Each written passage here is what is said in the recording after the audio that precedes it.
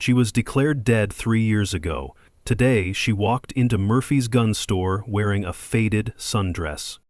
The woman's name appeared on classified military records with a simple notation: killed in action, Operation Sandstorm, Aleppo, Syria. Her family had mourned. Her unit had saluted an empty coffin. The Department of Defense had sealed her file with the kind of permanence reserved for ghosts who die serving their country. Yet here she stood, examining boxes of .45 caliber ammunition with the same casual interest someone might show selecting produce at a grocery store. The contradiction should have been obvious to anyone paying attention. A woman officially erased from existence doesn't simply materialize in a small-town gun shop on a Tuesday afternoon. She doesn't browse tactical equipment with the practiced eye of someone who once used such tools to stay alive behind enemy lines. She certainly doesn't move with the unconscious precision that comes from years of training, muscle memory so deeply ingrained that even civilian clothes can't disguise it. But the men behind the counter didn't know they were about to mock a ghost. In 17 minutes, this quiet woman would shatter everything these men believed about strength. The security footage from that day would later be classified by 3 different agencies. Sometimes, the most dangerous people are the ones who've learned to hide in plain sight. She approached the counter with the same calm she once used to approach enemy compounds. The clerk's first words would be his last mistake. Murphy's Gun and Tactical Supply Store occupied a corner lot on Main Street, wedged between a hardware store and a diner that served coffee strong enough to wake the dead. The afternoon sun filtered through reinforced windows, casting long shadows across displays of firearms, ammunition, and tactical gear. American flags hung from every wall, accompanied by military unit patches, faded photographs of servicemen, and bumper stickers proclaiming support for the troop. The air smelled of gun oil, leather, and the particular brand of testosterone that accumulates in spaces where men gather to discuss firepower and fantasize about combat they've never seen. Jake Morrison stood behind the counter, 45 years old and built like a high school football player who'd let himself go soft around the middle. He wore a tactical vest over his polo shirt, not because he needed it, but because it made him feel like the soldier he'd never become. 27 years ago, the Army had rejected his application due to a heart murmur that mysteriously disappeared the moment he left the recruitment office. He'd spent every day since trying to prove he belonged in the Brotherhood of Warriors, surrounding himself with the tools of war while never understanding their true purpose. The bell above the door chimed, and Jake's eyes tracked to the entrance with the predatory attention of a man always looking for someone to impress or intimidate. What he saw made him exchange a knowing smirk with Tommy, his 22-year-old clerk who worshipped Jake's manufactured military expertise. A woman entered alone, blonde hair pulled back in a simple ponytail, wearing a faded floral sundress and sandals. She moved through the store with purpose, but Jake only saw another suburban housewife who'd wandered into his domain, probably sent by her husband to pick up ammunition for the weekend range trip. Sarah Coleman navigated the store's layout without hesitation, her path direct and efficient. She paused at the ammunition display, eyes scanning the selection with an intensity that seemed incongruous with her soft appearance. Her fingers traced along the boxes of .45 ACP rounds, stopping at the hollow points designed for maximum stopping power. She lifted a box, examined the specifications printed on the side, set it down, selected another. The movements were precise, practiced, automatic. In the corner of the store, an older man looked up from the rifle scope he'd been examining. Ray Martinez, recently retired detective, had spent 30 years reading people, and something about this woman set off every instinct he'd developed. It wasn't anything obvious, just the way she held herself. The way her eyes had swept the room upon entry, cataloging exits, counting occupants, assessing threat. He'd seen that same behavior in combat veterans, the ones who'd survived things that rewired their nervous systems permanently. Jake Morrison saw none of this. He saw an opportunity to demonstrate his superior knowledge, to play the role of patient expert educating the ignorant civilian. He approached with the swagger of a man who'd never been truly tested, his voice carrying across the store with practiced condescension. "Can I help you find something, sweetheart? That's pretty serious ammunition you're looking at there. Maybe you want to start with something a little more manageable. We've got some nice .22 rounds that won't knock you on your backside." Sarah's hand stilled on the ammunition box. For a fraction of a second, something flickered across her face, a tightening around her eyes that disappeared so quickly Jake missed it entirely. She turned to face him, her expression neutral, voice quiet and controlled. "I'm looking for 45 ACP, 230 grain, jacketed hollow point, Federal Premium or Spear Gold Dot, if you have them." The specificity of her request should have been Jake's first warning. Instead, he laughed, the sound echoing off the concrete walls. "Well, someone's been doing their homework. Did your husband send you with a shopping list? Those are some pretty serious man-stoppers you're asking for. You sure you don't want something in pink? We've got some cute little revolvers that fit better in a purse." Tommy snickered from behind the register, eager to participate in his mentor's performance. Two other customers, weekend hunters browsing the rifle section, turned to watch the interaction with amused interest. The store had become a theater, and Jake Morrison was the star of his own show, playing to an audience that didn't realize they were about to witness something that would haunt them for years. Sarah picked up a tactical knife from the display case, her grip instantly finding the balance point. She examined the blade with an expression of detached professionalism, testing the edge with her thumb in a movement so natural it seemed unconscious. Ray Martinez straightened in his corner, his hand instinctively moving toward where his service weapon used to rest. That wasn't how civilians held knives, that was muscle memory, trained and refined through repetition. Jake noticed her grip, the way she tested the balance. His smirk faltered for just a second. "You know, lady, that's not exactly a kitchen knife. What would you do if someone underestimated you this badly? Let me know in the comments, because what happens next will shock you." Sarah set the knife down with deliberate care and returned her attention to the ammunition display. Her voice remained steady, professional, betraying nothing of the storm building behind her calm exterior. "I'll take 10 boxes of the Federal Premium 230 grain, and I need to see your selection of level 4 body armor plates." Jake's laughter filled the store, a harsh sound that bounced off the concrete walls and metal fixtures.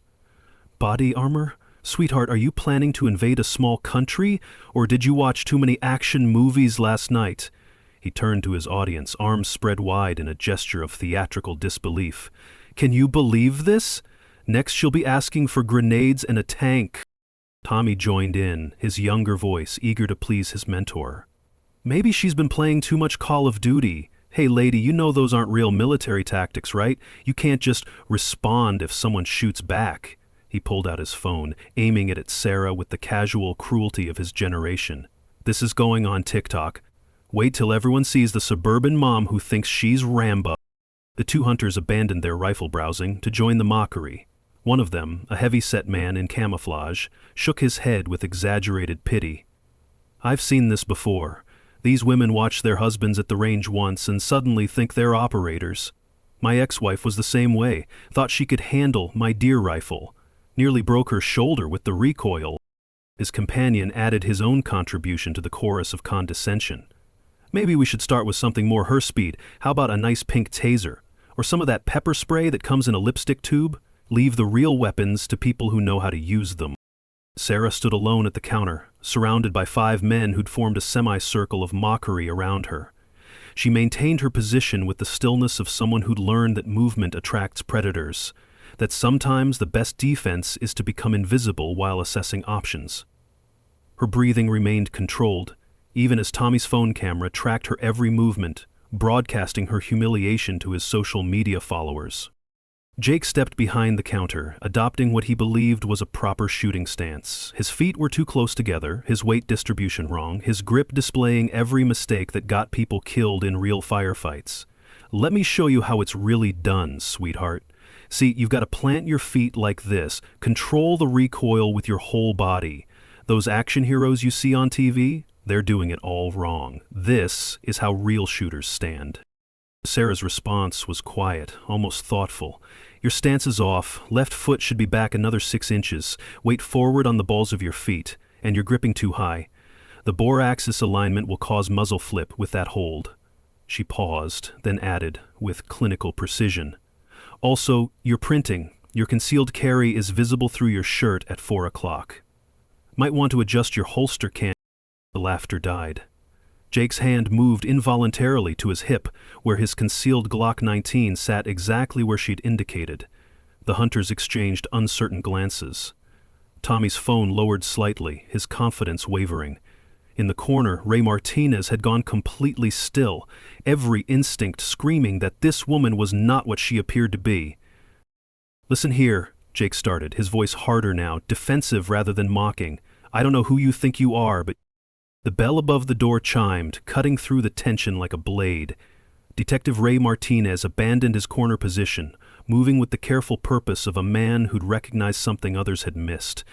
His 55 years sat well on his frame, the kind of aging that came from service rather than softness. He'd done 2 tours in Iraq before joining the police force, and he'd learned to recognize the look of someone who'd seen too much, done too much, survived too much. "Excuse me," Martinez interrupted, his voice carrying the quiet authority of someone who'd earned rather than claimed respect. "But you might want to be more careful with how you're speaking to this woman." Jake turned on him with irritation born from interrupted performance. "Come on, detective, you're not going to white knight for some soccer mom who thinks she's G.I. Jane, are you? We're just having a little fun here." Martinez moved closer, his eyes never leaving Sarah's face. There was something in her features, the bone structure, the way she held herself despite the civilian clothes. His mind raced through briefings, classified photographs, operational reports from his military contacts. "Son," he said slowly, "you have no idea who you're talking to." The words hung in the air like smoke from a fired weapon. Sarah's eyes met Martinez's, a flicker of recognition passing between them. Not personal recognition, but the acknowledgement of shared experience, of understanding, that came from walking similar paths through darkness. "Ma'am," Martinez said carefully, respectfully, "aren't you Sergeant Sarah Whisper Coleman?" The name hit the room like a flashbang. Sergeant Whisper, military designation rather than suburban identifier. Jake's mouth opened and closed without sound. Tommy's phone clattered onto the counter. The hunters took involuntary steps backward. "I was briefed on your operations in Fallujah," Martinez continued, his voice filled with something approaching reverence. "The counter-sniper action in Sadr City, the rescue operation in Ramadi. They said you were the best designated marksman in theater." Jake found his voice, though it came out strangled and uncertain. "What operations? She's just—" He gestured helplessly at Sarah's sundress, at her sandals, at everything that screamed civilian rather than warrior. Sarah finally spoke, her voice carrying the weight of recognition she'd spent 3 years trying to avoid.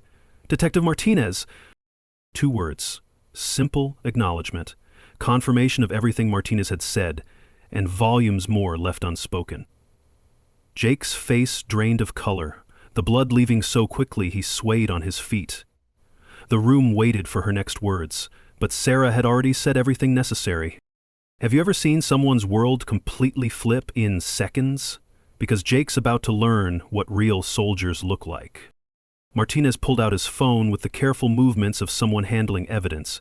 His voice carried across the silent store with the weight of testimony. 3 years ago, I was briefed on Operation Sandstorm during a joint task force meeting. Sergeant Coleman led a ghost team into Aleppo, deep behind enemy lines. Her unit was tasked with eliminating high-value targets that conventional forces couldn't reach. 13 operators went in. She was the only one who made it out, and even that was classified as unconfirmed. The hunters had pressed themselves against the far wall. Their earlier bravado evaporated like morning mist. Tommy stood, frozen behind the register, his social media broadcast forgotten, the phone recording empty air. Jake gripped the counter edge with white knuckles, his tactical vest suddenly feeling like a costume at a child's birthday party. "Her combat record speaks for itself," Martinez continued, scrolling through classified images on his phone that he shouldn't have retained, but did. 47 confirmed kills as designated marksman, led 17 rescue operations behind enemy lines, survived 18 months in classified black ops that don't officially exist.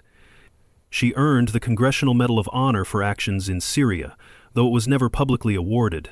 The citation remains classified.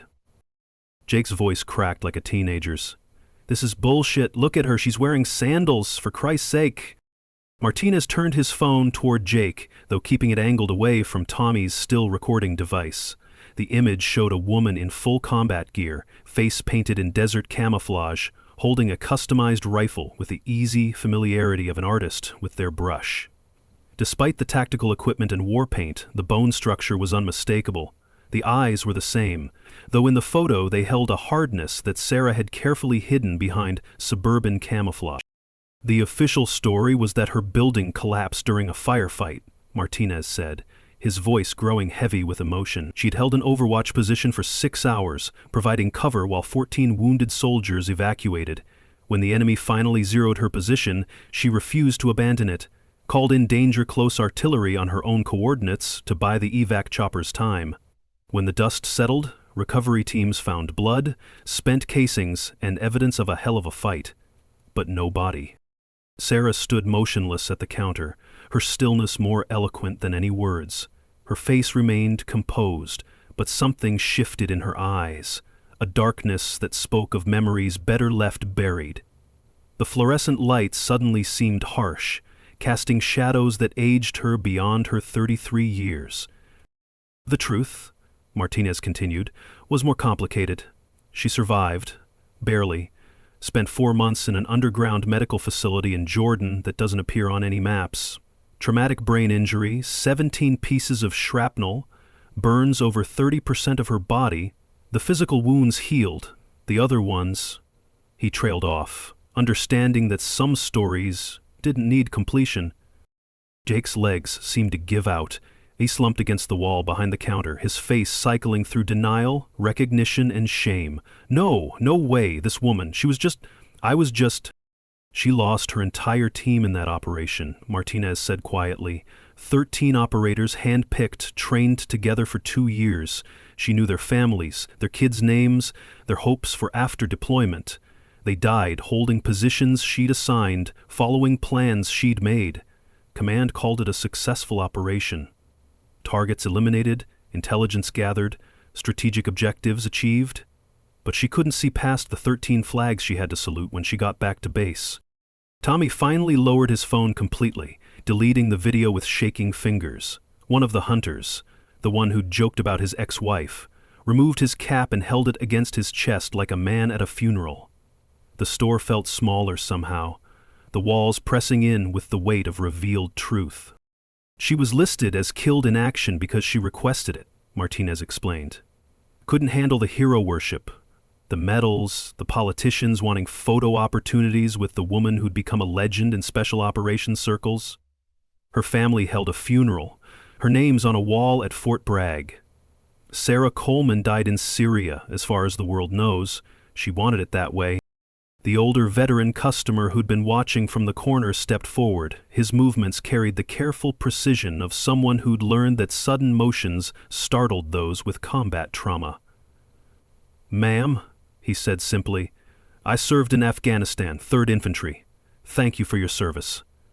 He extended his hand slowly, respectfully.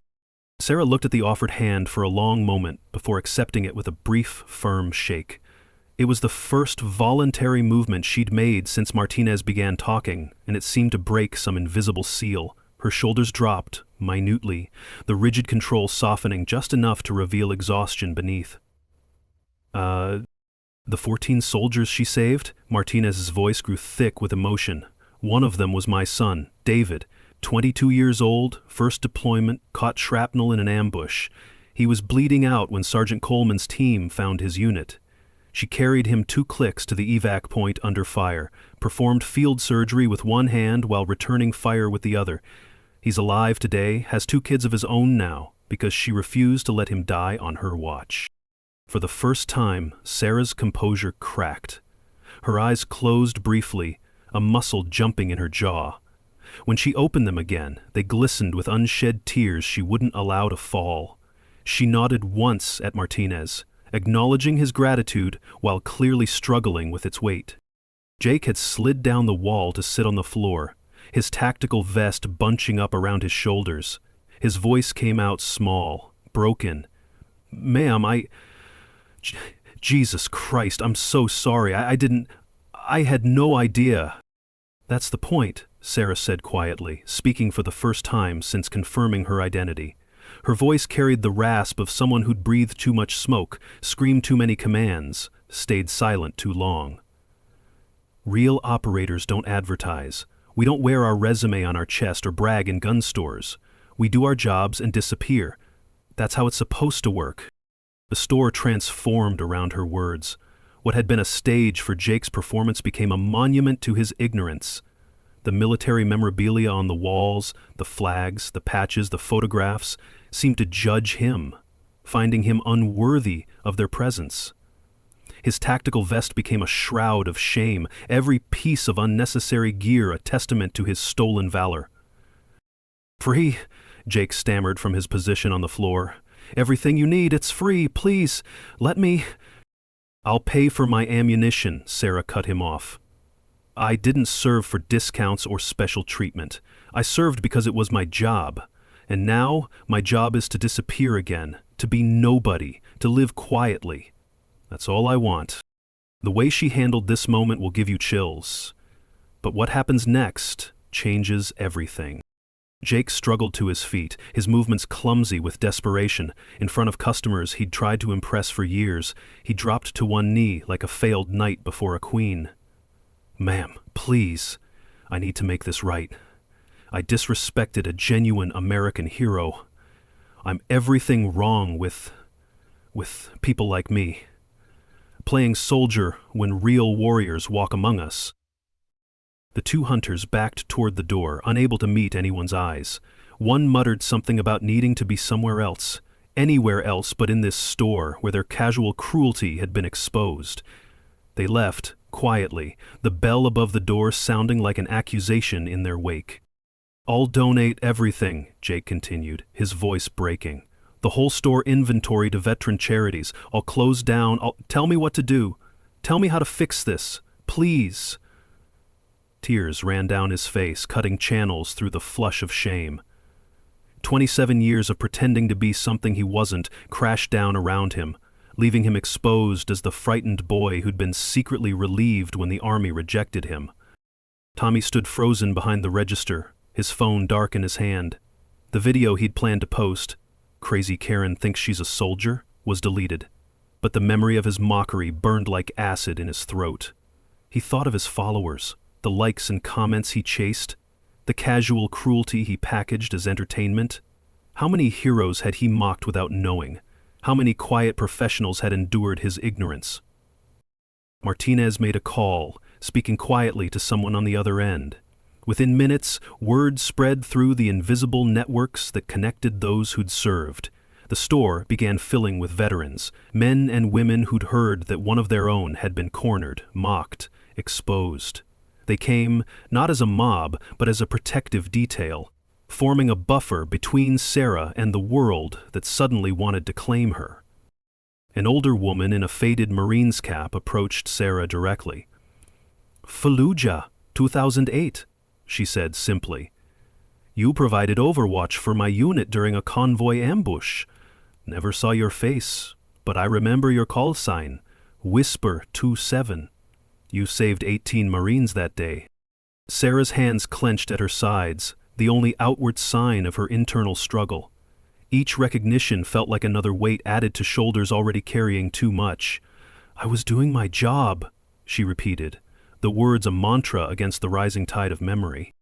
"My job," the Marine continued quietly, "is to make sure heroes don't disappear into darkness.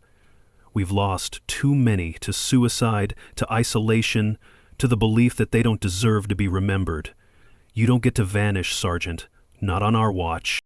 The store had become a gathering point for a community Sarah had tried to leave behind. Veterans filled the space, creating an honor guard she'd never asked for. Jake watched from his position on the floor, seeing real warriors for the first time.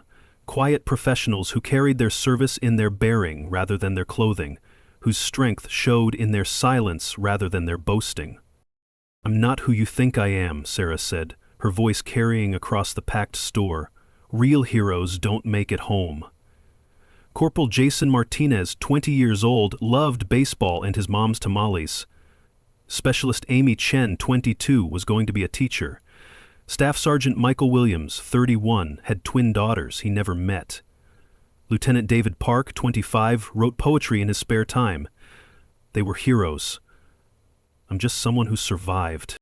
The room fell silent as she continued, each name a eulogy 3 years overdue. Private First Class Thomas Anderson, 19, joined to pay for college. Sergeant Maria Rodriguez, 28, best medic I ever served with. Corporal James Thompson, 24, could make anyone laugh even in the worst situations.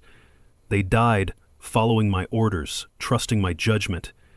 Heroes don't get their teams killed. With respect, ma'am, Martinez interrupted gently. You're wrong. My son tells a different story. Says you held that position alone for 6 hours, called in artillery on yourself rather than let the enemy overrun the wounded. Says you could have evacuated with the first wave but refused to leave until everyone else was out. That's not survival, that's heroism. Other veterans voiced their agreement, sharing fragments of stories, pieces of a legend Sarah had tried to bury.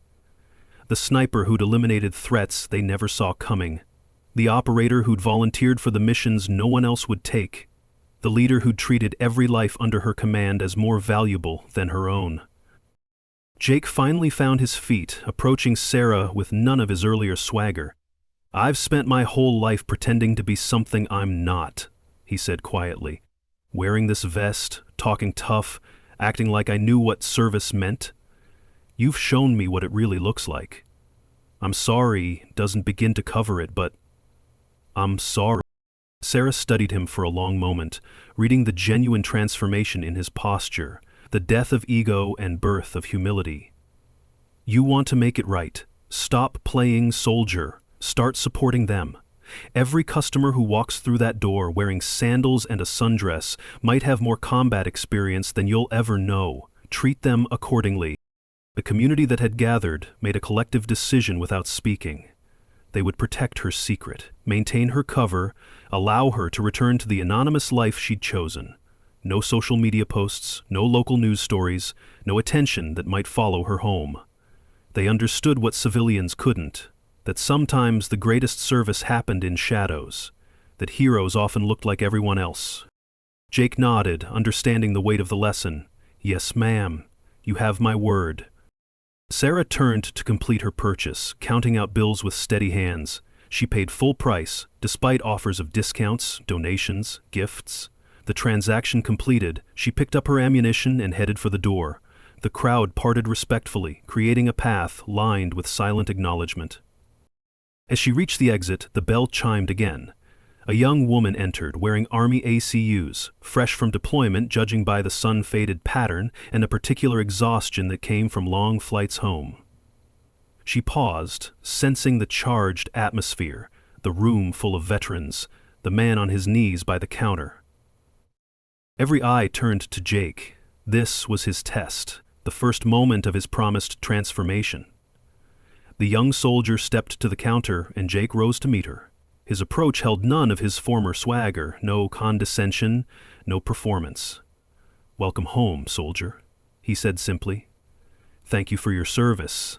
How can I help you today? The female soldier relaxed slightly, recognizing genuine respect rather than empty words. I need some 9mm rounds. Just got back from Syria. Want to hit the range. Stay sharp. Of course, Jake replied, leading her to the ammunition display. We have several options. What grain weight do you prefer? His tone remained professional, respectful, treating her as the expert she was, rather than a target for his ego. Sarah paused at the door, watching the interaction. A small nod acknowledged Jake's transformation before she stepped outside, disappearing into the afternoon crowd, as effectively as she'd once vanished into desert terrain. This is the moment that changes everything, but the real ending will leave you speechless. The young soldier completed her purchase without incident, Jake's transformation holding steady under its first test. She left with a casual wave, unaware she'd been part of something larger. The veterans began dispersing, understanding their role was complete. They'd protected one of their own, witnessed a redemption, ensured a story that needed to stay buried would remain underground. Martinez's phone buzzed insistently. He glanced at the caller ID, his expression shifting to concern. "Detective Martinez," he answered, stepping away from the others. The voice on the other end spoke rapidly, urgently. His face drained of color as he listened. "Are you absolutely certain? Triple verified? Jesus Christ!" Jake watched nervously as Martinez ended the call, the detective's hands trembling slightly as he pocketed the phone. "That was my contact at the Pentagon," Martinez said quietly, though his voice carried in the now empty store. "Someone ran Sarah's photo through facial recognition after I made inquiries. What they found—" He paused, struggling with classified information he shouldn't share but couldn't contain. "Her death wasn't just a cover story for PTSD," Martinez continued, his voice dropping to barely above a whisper. "Operation Sandstorm never ended. She's still active, still operational.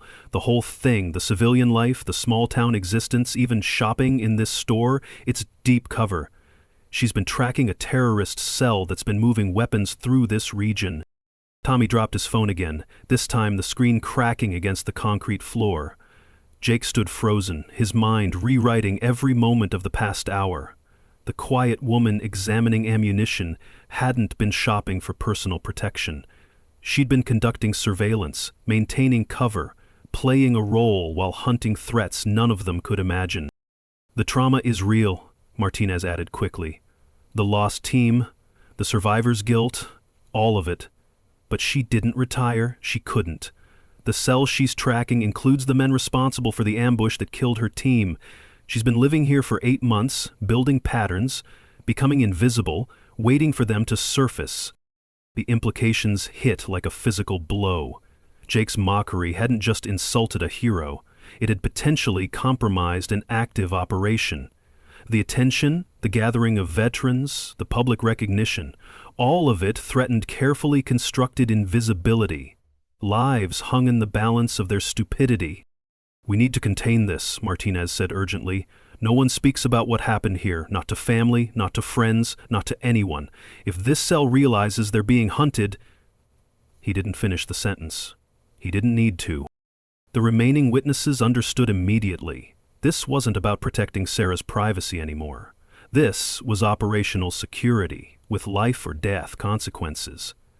Tommy began checking his social media, ensuring no trace of the incident had been uploaded. Jake moved to his security system, preparing to delete the afternoon's footage. "Wait," Martinez commanded. "Leave everything as it is. If footage disappears, if stories suddenly change, it sends a signal that something's being covered up. We need to act naturally, go about our business, pretend this was just another Tuesday. The best cover is normalcy." 3 months passed. Jake's store underwent a quiet transformation.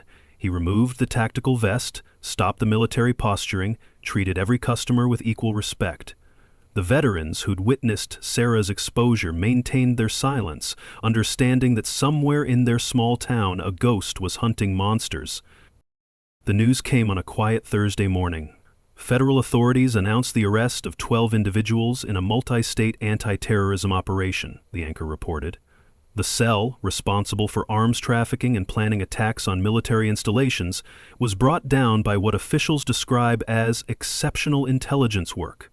Details remain classified, but sources indicate the operation prevented multiple planned attacks on veteran facilities. Martinez watched the report from his kitchen, coffee growing cold in his hand. No mention of Sarah Coleman.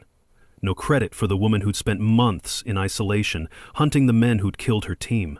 Just exceptional intelligence work and classified details that would never see daylight. Jake saw the same report at his store. He understood now what real service looked like: thankless, invisible, carrying wounds that never healed while preventing new ones from being inflicted. He'd changed the store's atmosphere completely. No more bravado, no more war stories, just quiet support for those who'd served and respectful assistance for those who hadn't. 6 months after the confrontation, Martinez received a package with no return address. Inside was a simple note: "Tell your son his kids are beautiful. Their world is a little safer now. W27." The apartment Sarah had rented stood empty. Lease terminated, no forwarding address. Her car was gone, sold to a dealer 2 towns over. The identity she'd worn like an ill-fitting costume had evaporated, leaving only questions. and a deeper understanding of sacrifice. Jake created a small memorial corner in his store, not for Sarah Coleman, who didn't exist according to official records, but for all the invisible warriors who served in shadows. No names, no photos, just a simple plaque. For those who fight battles we'll never know about. The story became legend in their small town, details shifting with each telling. Some said she was CIA, others claimed Delta Force. A few insisted the whole thing was elaborate fiction. The truth, like Sarah herself, remained classified. Veterans who'd been there would occasionally meet each other's eyes when the topic arose, sharing silent acknowledgement of witnessed truth. Tommy, forever changed by the encounter, joined the army, driven by a need to earn the respect he'd once mocked. In his wallet, he carried a screenshot from that day, not of Sarah, but of Jake on his knees, learning humility. It reminded him that strength came in unexpected packages, that heroes rarely advertised their status. Years later, Martinez would sometimes scan crowds, looking for a familiar face that had learned to be unfamiliar. He never found her, but occasionally, in a grocery store, at a gas station, in the peripheral vision of ordinary life, he'd sense something. A movement too precise, a stance too ready, awareness too sharp for civilian existence. Ghost operators, he'd learned, were everywhere, protecting a world that would never know their name. The gun store remained open, transformed from a temple of false bravado into a place of genuine respect. Jake trained his staff to see beyond appearances, to treat every customer as potentially extraordinary. He'd learned the hardest lesson of his life. Real warriors didn't need to prove anything to anyone. On quiet afternoons, when sunlight slanted through the windows just right, Jake would remember the woman in the sundress who'd shattered his world with silence. He'd think about the stillness that followed recognition, the weight of unspoken service, the price of invisible protection. Sometimes, the greatest victories are measured in silence. In the end, the most profound warriors are those who fight battles no one ever hears about. And somewhere, in another town under another name, a ghost continued her work, carrying the names of 13 fallen heroes and the weight of a nation's safety on shoulders that looked deceptively delicate in a faded sundress. Heroes walk among us every day. Have you ever wondered who they might be? Share your thoughts below. Daisy here. Có người hỏi tôi rằng là tôi lấy ý tưởng video từ đâu? Great questions. Mình sẽ làm video chia sẻ về process sáng tạo nhé. Hãy thêm câu hỏi dưới phần comments và đừng quên subscribe để không bỏ lỡ Q&A video nha.